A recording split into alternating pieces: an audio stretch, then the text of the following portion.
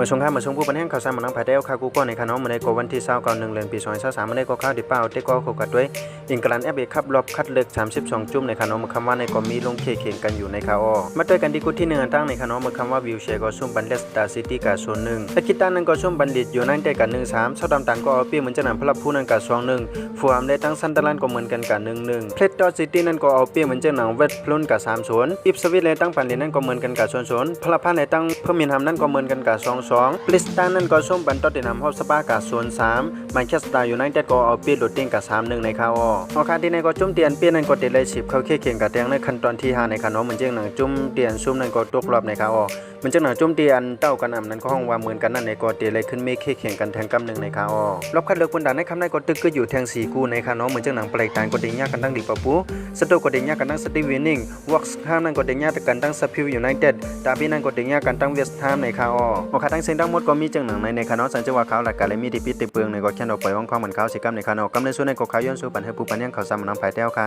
อยู่เลยมีเงินทางลีกึ้งปืนกันกูก็กูกวนสิกรรมขาเขาซ้ำมันน้ำภายใต้ไม่ทรงค่ะ